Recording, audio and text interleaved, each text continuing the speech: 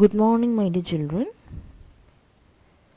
In this module, we'll discuss about the role of education in India. How the education has formed the human capital in our country. One factor that has made a great difference in the evolution of mankind is man's capacity to store and transmit knowledge. We need investment in human capital, in productive as well as to produce more human capital out of the human resources. So for this, let me distinguish between what is human capital and what is human development. Human capital considers education and health as a means to increase labor productivity.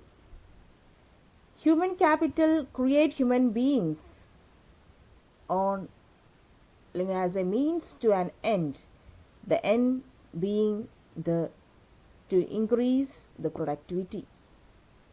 Investment in education and health is unproductive if it does not lead to the production of goods and services. Whereas human capital, when people are educated and healthy, they will be able to make choices. Human beings are end in themselves. Human welfare should be increased through investments in education and health. Investment in education and health in productive, even if it does not lead to rise in the production. So that is the main difference between the human capital and the human development. Now let's distinguish between the physical capital and the human capital. Physical capital means it is used to produce goods and services. Physical capital is sold in the market. It depreciates over time. Physical capital is separable from its principle. Formation of physical capital is an economic and technical process. Then what is human capital? It increases the efficiency to produce the goods and services. Only the services of human capital are sold. There is no depreciation of human capital, but it required to maintain its efficiency. Human capital cannot be separable from the principle. Formation of the human capital is partly a social process and partly a conscious effort of the possessor of the human capital. So children, these are the basic differences between the physical capital and the human capital. In this slide, we can see the graphical representation of the number of children and adolescents who do not achieve the minimum proficiency level in reading or writing. And if we analyze the contribution of the education means it implies the process of learning at 3 levels. Which are they? First one is primary, secondary and higher levels of education. It is a wider term than literacy.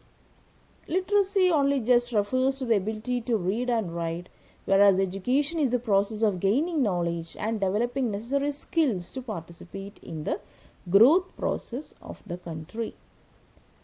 So this education means it implies the process of learning at 3 levels. Which are the main 3 levels? Primary level, secondary level and higher levels of education.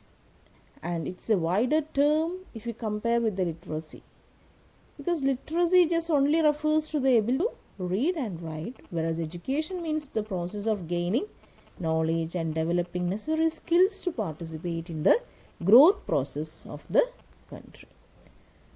So definitely we have to develop this education from the primary and secondary as well as to the higher levels of education also. And if we discuss the importance of the education, we can say, or its benefits, it helps in developing necessary skills essential for the smooth functioning of the economy. It develops mental horizon of the masses and helps in promoting rational thinking of the people. It enables greater participation of the people in the growth process of the economy. And next one, by promoting education, social evils can be eradicated and advancement in thoughts and actions can be achieved. So these are the 4 major importance of the education. So once again I repeat, developing necessary skills essential for the smooth functioning of the economy. And the second one, it develops the mental horizon of the masses and helps to promote the rational thinking. The third one, it encourages the greater participation of the people. The fourth one is, by promoting the education, the social evils can be eradicated and the advancement in the thoughts and the actions can be achieved. These are the importance of the education in our economy. Next, we'll discuss about how far the government interferes in our economy by promoting education. The government has implemented many plans and they have adopted, and the expenditure by the government on the education is expressed in 2 ways: as a percentage of total government expenditure and as a percentage of GDP. So this is the expenditure by the government on the education. Next we'll discuss about the growth in government expenditure on education. During 1952 to 2014, the education expenditure as percentage of total government expenditure increased from 7.92 to 15.7, and as the percentage of GDP increased from 0.64 to 4.13. The elementary education takes a major share of total education expenditures and the shares of higher education in the least. In 2014-15, the per capita public expenditure on elementary education differs considerably across the states, from as high as rupees 34,651 in Himachal Pradesh to as low as rupees 4,088 in Bihar.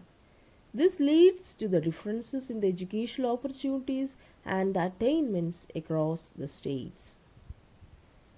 This is how the government allotted their funds as well as how they have spent upon the education to promote the economic development. So, my dear children, I hope all my explanations are clear for you. Thank you children for watching this video.